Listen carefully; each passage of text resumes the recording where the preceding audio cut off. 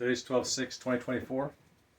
Today I did a Varroa mite inspection and I found many of those little burgers. A whole bunch of them.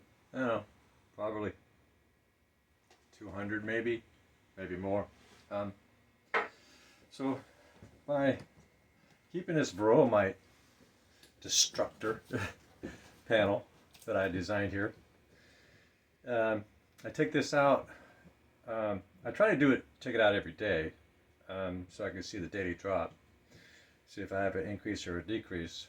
And but it was rainy and cold, and I didn't want to open that bottom part when it was really cold. The bees are already having a hard time this time of year, right? So when it's really cold out there, I think it's like around 30. It was 31 when I first went out there. Sun came out, so I might have went up to 35. But so here's a little pile. Now this was all spread out, you know, because you got the frames, so there was lines. There was lines where the bees, you know, do their thing and got the big frames. So what I did is I took this microscope. Yeah, microscope. And I wear this microscope, and that allows me to see them, because sometimes the Varroa mites are standing up. They're like this, and you look down on your scope and it looks like a tiny little speck. So by using this, what I do is I can actually zero in on those little burgers, and it only covers a little space at a time. It's got a little light here, and so I'm able to get really on close down in there and see exactly what's going on. I'll also be using this when I do my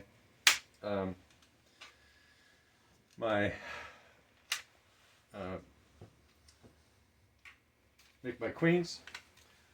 I'm using this because the larvae, you want to get those ones that are little tiny, half moon, almost half moon.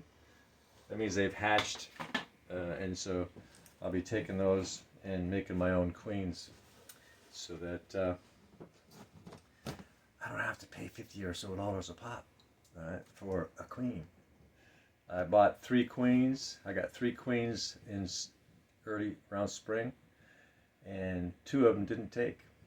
2 of them just didn't do their thing, right?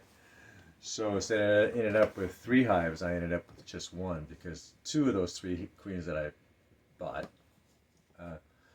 didn't either didn't get mated, or the hive didn't like them, and so instead of 3 hives, right now I got 1. Beekeeping. Oh. But you know, it's interesting. It's kind of like some people collect bottle caps.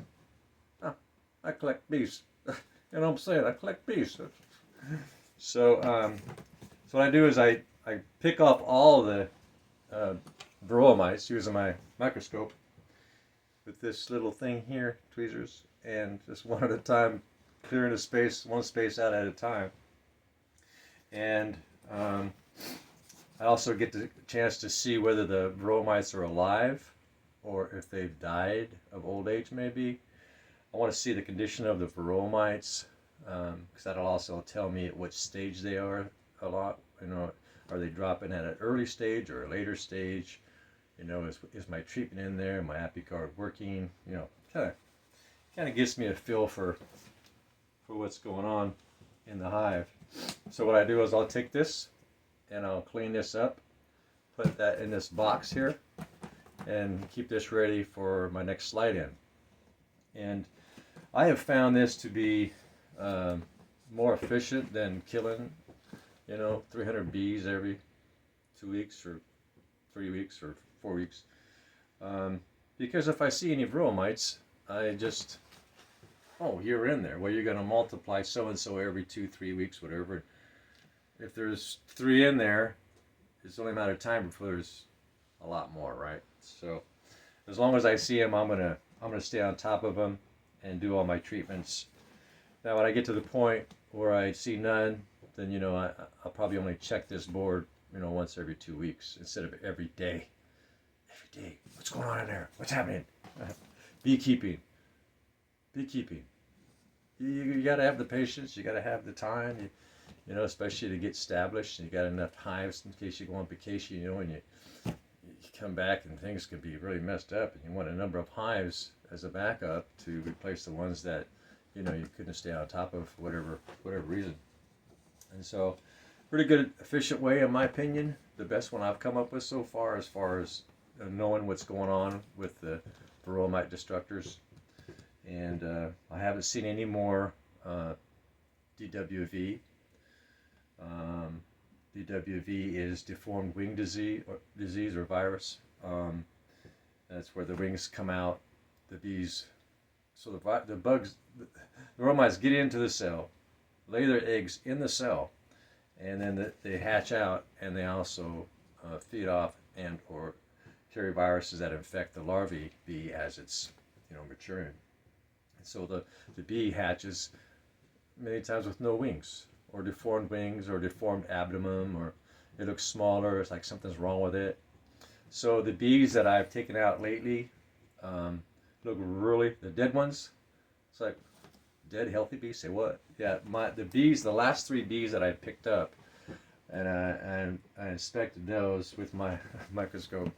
They actually look really healthy. I didn't see any of the DMV, the DWV, and a month ago when I would pick up the dead bees, about half of them had the disease where they didn't have no wings or deformed, and they didn't look right. They didn't look healthy. Now the dead bees that I pick up, they look healthy. They look like they can just get up and fly away, right? They look strong. But the reason why they die off this time of year is because you have those, summer bees, fall bees, the foragers, and their life cycle is typically only 35 to 45 days. And so I've watched them today. I watched it healthy. They look really healthy. They come walking out of there like everything's cool, and it walks over to the edge, and it almost looked like it was thinking. And then it just leaned forward, fell off the landing board, dropped down, walked about, 6-7 inches, curled up, and it's like it just shut itself down. Weird, right? So right now, during this cold season, I looked in there and they're just a big old ball. They're spooning. Who knew bees spoon, right? We thought that was just humans. Yeah, big old spoon thing going on inside my hive. Today's a little sunny, so there's a few out doing some navigational flights, exploring. And so the die-off that's happening right now is actually very normal. I'd probably say 100 a day, which is not bad. If you got 50,000 bees in a hive and you're losing 100 a day, that should take them through the winter, and they should come out early spring pretty healthy. As long as I can control these little guys, right? These little guys. They are such a destructor to a hive. Varroa mite destructors. So that's kind of it today. I just wanted to give you an update about what's happening with my bees as far as whether they're still looking unhealthy or healthy. The ones that are dying off, which is natural, that's normal, that's nature.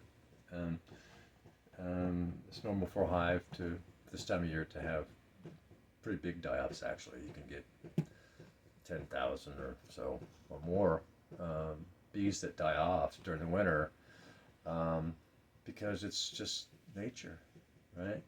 What I want is the bees that she laid late fall, which were called winter bees. Those ones live for up to 200 days.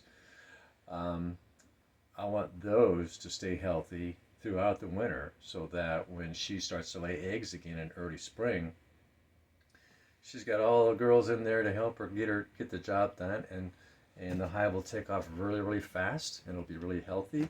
And my hope is that these little burglars will be very minimal. These little Varroa mite thingies, right? And you can see them in there maybe. Yeah, there they are.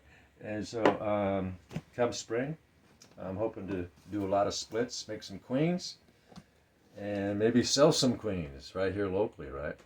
I mean, if my bees survive the viruses around here from the Varroa destructors and You know, the best bees to get, if you're going to buy them, are actually the bees that are local, because you're going to have local viruses and stuff like that, right? So if those bees become immune to the local viruses, it's kind of like the Indians that, you know, the white people came here with all their polio and measles and chickenpox, and it killed, you know, most of the Indian populations. It wasn't war, it was the viruses that, you know, the white man brought to the Americas, including South America. The Spanish brought all those diseases, venereal and all that stuff, to the South, and, you know, wiped out the native population. And that's the same thing everywhere, including animals. So bees that build up an immunity, that survive a local type of virus or bacteria, those are the ones that are going to be the healthiest in that environment. And so it's best to get bees locally if you can, but these people are so stingy with their bees around here. I'm gonna have to do this process myself, and once I'm in the, you know, in the groove and in the move to, you know, make my own queens, sell my own queens, then sell packages. I'll do that locally to the local people here, so they don't have to buy them from, you know, outside and then have to go through what I went through, you know, to try to keep my bees alive. Okay, another bee tip for today. You be fine. All right, bye now.